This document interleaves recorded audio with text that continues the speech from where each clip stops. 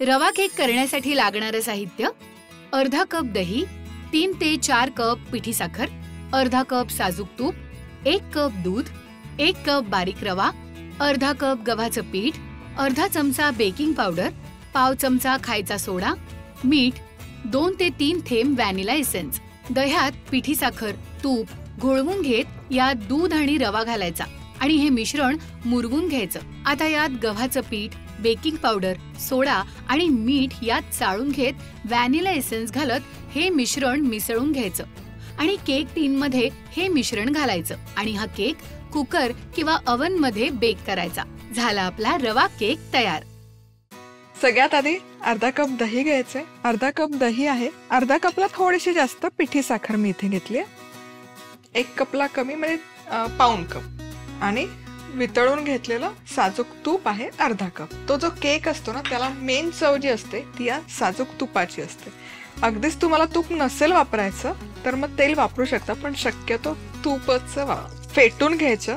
दह्यातल्या गुठळ्या ज्या मेन आहेत त्या आपल्याला पूर्ण काढून घ्यायच्या आणि हे मिश्रण आहे ना व्यवस्थित असं फेटून झालं की आता यामध्ये घालूयात 1 कप दूध. कुठलंही दूध वापरू शकता तुम्ही, गाईचं दूध, म्हशीचं दूध. पुन्हा हे व्यवस्थित एकजीव करूयात आणि आता यामध्ये मी घालते 1 कप बारीक रवा. रवा एकदम बारीक घ्यायचा, जाडवाला रवा नाही घ्यायचा जो उपम्याचा असतो तो.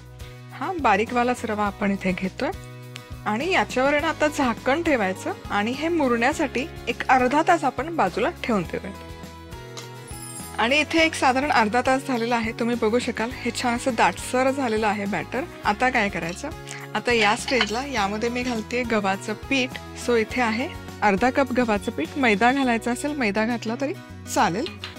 त्याचबरोबर बेकिंग पावडर अर्धा चमचा, पाव चमचा खायचा सोडा, चिमूटभर मीठ आणि हे सगळे जिन्नस असे चाळून घेऊयात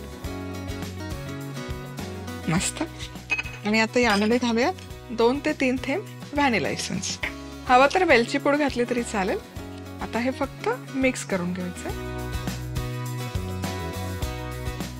तर हे छान असं कंबाईन करून झालं. बेकिंग टीन घ्यायचा. तर इथे माझ्याकडे हा छानपैकी असा 5 इंचाचा बेकिंग टीन आहे. यामध्ये मी बटर पेपर लावलेला आहे. तर या प्रमाणामध्ये 2 टीन भरून हा केक व्यवस्थित बनतो. तुम्हाला जर 1 टीनच करायचा असेल तर याच्या अर्ध्या प्रमाणामध्ये तुम्ही इन्ग्रेडियंट घेऊ शकता.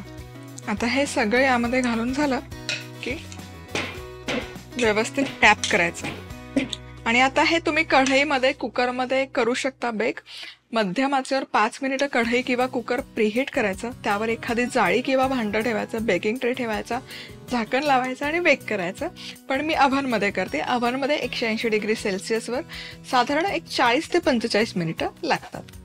इथे रवा केक छानपैकी बेक झालेला आहे. टूथपिक घालून पाहिली किती व्यवस्थित क्लीन येते. आता आहे ना याच्या एजेस लूज करून घेऊ आणि एका प्लेटवर हा उपडा करून घेऊ. येस, क्या बात आहे. सुंदर असा स्पॉन्ज पण आलेला आहे, रंग पण आलेला आहे. मी आहे ना जे भाग फुगीर आहे तिथून कट नाही करत, कायम उलट्या बाजूने करते. म्हणजे याचे कट्स जे आहेत ते खूप छान बसतात. तुम्ही बघू शकाल कट्स खूप छान बसतात जेव्हा आपण आहे ना हे असं बेस पासून कट करतो केक तेव्हा. क्या बात है. आहा,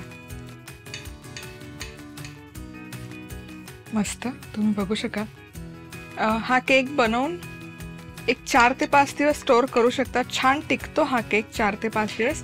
आणि म्हणजे मुलांना डब्यासाठी वगैरे जर द्यायचा असेल तर हा एक उत्तम पर्याय आहे. आदल्या दिवशी बनवून ठेवू शकता, कारण मुलांच्या डिमांड्स बऱ्याचदा असतात की काहीतरी वेगळं हवं. तर हे पौष्टिक आहे. यामध्ये गव्हाचं पीठ आहे, रवा आहे, तूप आहे. सो नक्की बनवून बघा.